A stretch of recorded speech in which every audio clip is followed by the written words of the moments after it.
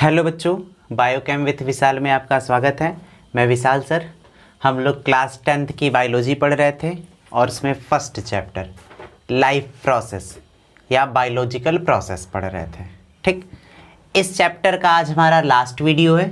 हम इसके पहले वाले वीडियो में एक्सक्रीशन उत्सर्जन के बारे में और किडनी के बारे में बताए थे कि किडनी क्या होता है, क्या फंक्शन करता है, ये सारी चीज़ें बता दिया था। हमने कहा था कि हम नेफ्रॉन जो कि किडनी की यूनिट होती है, हम बोले थे कि उसको हम नेक्स्ट वीडियो में आपको बताएंगे। ठीक, तो आज नेफ्रॉन क्या है, इसका स्ट्रक्चर कैसा है, इसका वर्क फंक्शन कैसा है, इस सारी चीज़ों को हम पढ़ करके इस चैप्टर को कंप्लीट कर देंगे। तो वीडियो को स्टार्ट करने से पहले जो भी बच्चे न्यू हैं या जिन्होंने अभी तक हमारे चैनल को सब्सक्राइब नहीं किया है, प्लीज़ सब्सक्राइब करें, लाइक करें और ज़्यादा से ज़्यादा शेयर करें, जिससे कि उनके और उनके सभी दोस्तों को क्या हो, इसका बेनिफिट मिल सके। आइए वीडियो स्टार्ट करते हैं। तो हमने पढ़ा था किडनी।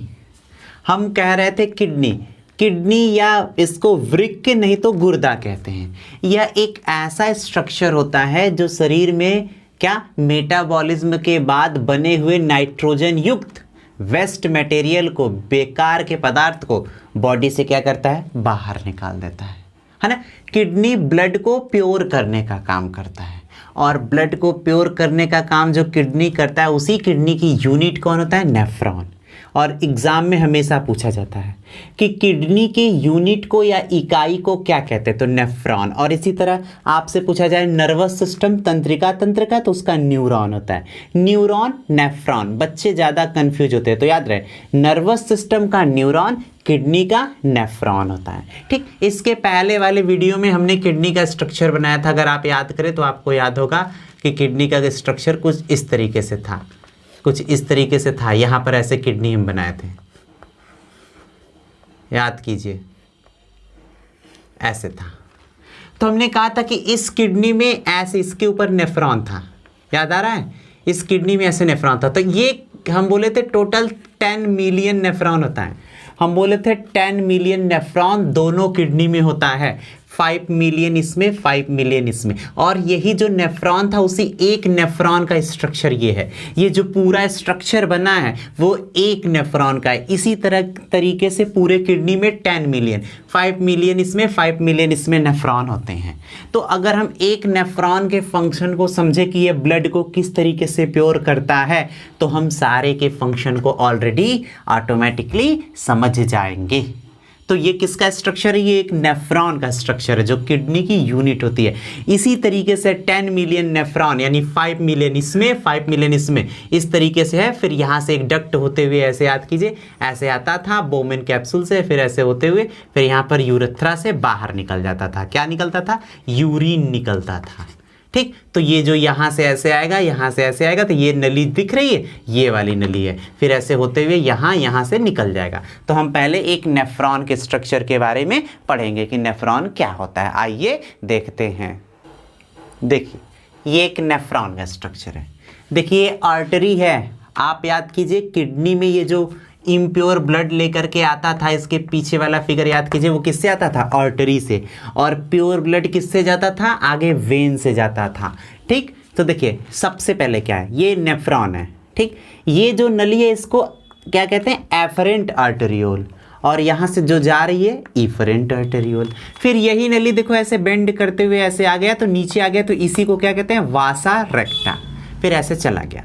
और ये बड़ा वाला देखो, इसको कहते हैं बोमेन कैप्सूल, और नीचे PCT, loop of Henle, DCT, collecting duct, इस तरीके से कहते हैं। ठीक, तो सबसे पहले क्या होता है, एफरेंट आर्टरी से देखो इधर से इम्प्योर ब्लड ऐसे आता है, अशुद्ध रुधिर, इम्प्योर ब्लड ऐसे आता है। और यहाँ बोमेन कैप्सूल, ये जो है बोमेन कैप्सूल, ये तो बोमेन कैप्सूल, यहाँ पर देखो ये नली ऐसे, ये पतली सी नली ऐसे आ रही थी, फिर यहाँ पर ऐसे फोल्ड कर गई, कई बार मुड़ी हुई है। और इस नली में यहाँ छेद है, यहाँ पर छोटा छोटा क्या है, होल है। देखो एफरेंट और इफरेंट को देखो, एफरेंट का डायमीटर देखो ज़्यादा है, इसका व्यास ज़्यादा है, इसका व्यास कम है।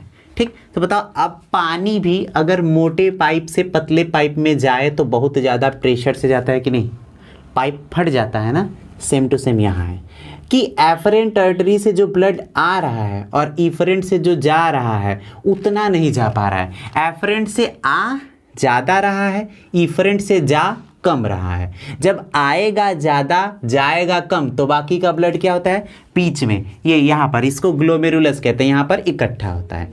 इकट्ठा होते होते उसमें छेद होता है, तो इस छेद से क्या होता है, इस बीच के गैप में आ जाता है और फिर इस गैप से होते हुए कहाँ पर आ जाता है, यहाँ पर आपका बोमेन कैप्सूल में छन के आ जाता है। ठीक, और इस तरीके से एक दिन में टोटल कितना ब्लड छनता है, 180 लीटर, ये पूरे नेफ्रॉन का मिला करके।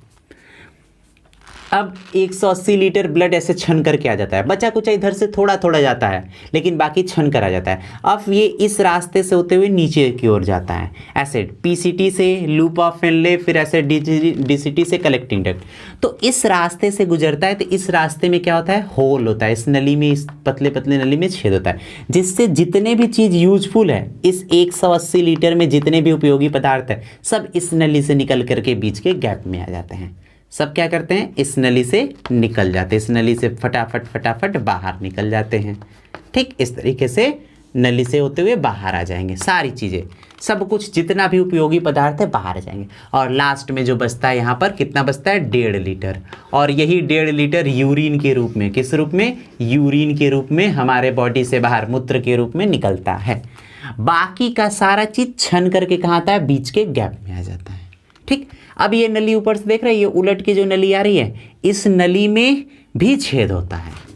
इस वाले में, ये जो ऊपर से आ रहा है, इस वाले में जो छेद होता है इसकी तुलना में ये जो वासा रेक्टा है उसमें बड़ा होता है। यानी जो चीज़ें इस नली से निकल करके बीच के गैप में इकट्ठा हुई हैं वो इस वाले नली में क्या आते हैं, अंदर आ जाते हैं, ऐसे आ जाते हैं इस वाले नली में, ऐसे, यानी यहाँ से निकला और फिर यहाँ से इसमें आ गया, ऐसे इसमें आ जाती हैं।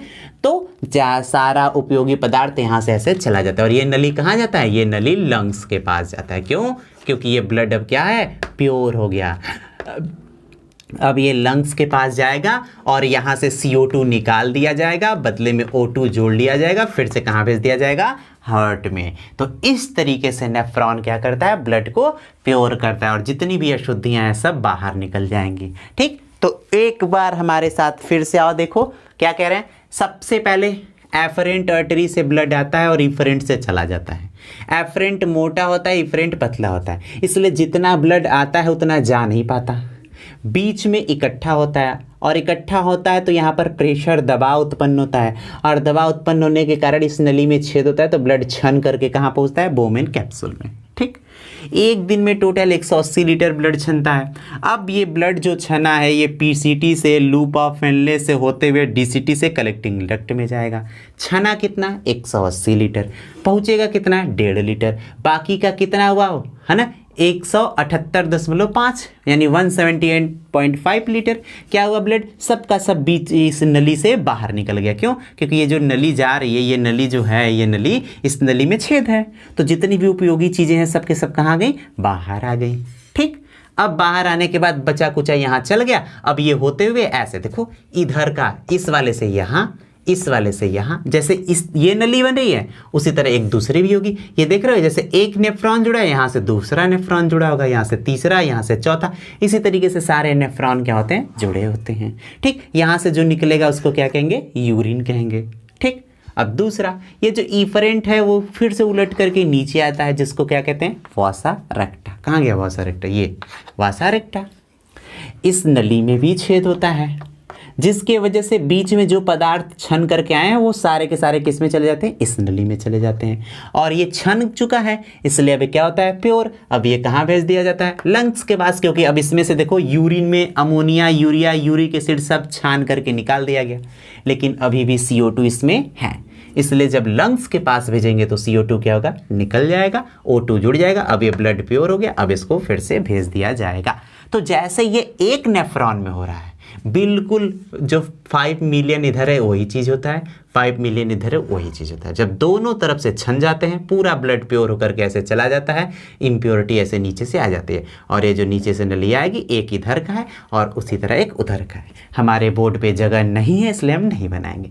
तो आपकी एग्जाम में पूछता है कि एक नेफ्रॉन के क्रियाविधि का मतलब एकदम फिगर के साथ क्या कीजिए, एक्सप्लेन कीजिए। तो आप ये फिगर बनाएंगे, इसकी नेमिंग करेंगे और एक्सप्लेन करेंगे। ले दे करके कुछ नहीं है, बस इतना क्लियर रखना था, आने वाली नली मोटा, जाने वाला पतला, प्रेशर से उत्पन्न हुआ, छन के आ गया, ऐसे गया 1.5 लीटर छना 180 लीटर, यूजफुल निकल गया सारा, दूसरा नली उल्टा आया, फिर से उसमें चल गए, चला गया, और ये सारा यूरिन के रूप में बाहर आ गया। तो इस तरीके से हमारे शरीर में नेफ्रॉन काम करता है। ठीक, अब जो ये यूरिन छन करके निकलता है, एक दिन में यूरिन कितना निकलता है, मूत्र 1.5 लीटर, लगभग 24 आवर्स में 1.5 लीटर निकलता है। ठीक, और यूरिन में क्या होता है, अमोनिया, यूरिया, यूरिक एसिड, ये सारी चीज़ें होती हैं, और वाटर 95% वाटर होता है, 95% क्या होता है, वाटर, और 5% में अमोनिया, यूरिया, यूरिक एसिड, ये सब कुछ होता है। तो इस तरीके से किडनी ब्लड को प्योर करने का काम करता है। किडनी क्या करता है, एक्सक्रीशन, ब्लड को प्योर करता है। और कौन, किडनी के अंदर न्यूरॉन होता है जो ब्लड को प्योर करता है, सॉरी नेफ्रॉन, और ये नेफ्रॉन का स्ट्रक्चर है।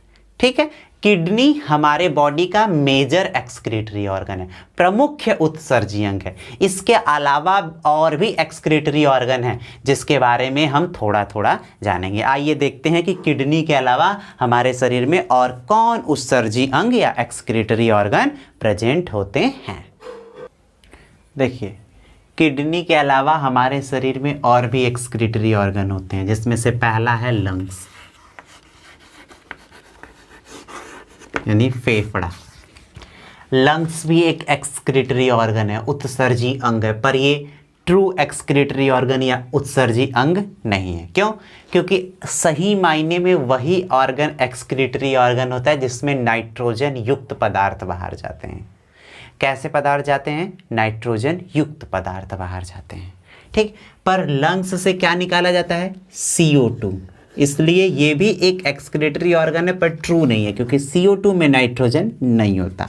ठीक, तो हमारे बॉडी में एक अदर एक्सक्रीटरी ऑर्गन क्या होता है? लंग्स, फेफड़ा। क्यों? क्योंकि सांस लेते वक्त, रिस्पायरेशन या ब्रीदिंग के टाइम लंग्स CO2 को क्या करता है? एक्सक्रीट करता है। O2 नहीं कह सकते क्योंकि O2 को लेता है, CO2 को निकालने का काम करता है, इसलिए लंग्स भी एक उत्सर्जी अंग या एक्सक्रीटरी ऑर्गन है। ठीक, दूसरा है स्किन। स्किन, त्वचा, ये भी एक एक्सक्रीटरी ऑर्गन होता है। क्यों? क्योंकि स्किन से स्वेट, पसीना निकलता है, और पसीना में सॉल्ट होता है ना, नमकीन लगता है कि नहीं, इसलिए तो स्किन भी एक एक्सक्रीटरी ऑर्गन है। क्यों? क्योंकि इससे कई सारे तरीके के, अलग अलग तरीके के सॉल्ट हमारे बॉडी से, नाइट्रोजन युक्त और भी सॉल्ट शरीर से, स्किन से, त्वचा से क्या आता है? बाहर आता है, इसलिए स्किन भी एक एक्सक्रीटरी ऑर्गन है। तीसरा लीवर। लीवर भी एक एक्सक्रीटरी ऑर्गन है। क्यों? क्योंकि यहां पर क्या निकलता है? Bile juice. याद कीजिए, बाइल जूस। ठीक, तो बाइल जूस, जिसको पित्त रस कहते हैं, आप डाइजेशन में पढ़े थे कि लीवर से क्या निकलता है? बाइल जूस बनता था, और इसी बाइल जूस को उत्सर्जन की वजह से, एक्सक्रीट करने की वजह से, लीवर भी एक एक्सक्रीटरी ऑर्गन होता है। तो मेन कौन होता है मेजर? किडनी। किडनी के अलावा लंग्स, स्किन, लीवर। ठीक, तो इस तरीके से हम लोगों ने एक्सक्रीटरी ऑर्गन के बारे में पढ़ लिया, हमने जान लिया कि एक्सक्रीटरी ऑर्गन क्या होता है, कौन कौन होता है। ठीक, तो इस तरीके से हमारा फर्स्ट चैप्टर लाइफ प्रोसेस या बायोलॉजिकल प्रोसेस कंप्लीट हुआ। ठीक, अब नेक्स्ट वीडियो में हम सेकंड चैप्टर स्टार्ट करेंगे। उम्मीद है कि आपको हमारा वीडियो पसंद आया होगा। प्लीज़ अगर हमारा वीडियो पसंद आया तो हमारे चैनल को सब्सक्राइब करें, लाइक करें और ज़्यादा से ज़्यादा शेयर करें। ठीक है, मिलते हैं नेक्स्ट वीडियो में एक नए चैप्टर के साथ। तब तक के लिए टाटा, बाय बाय।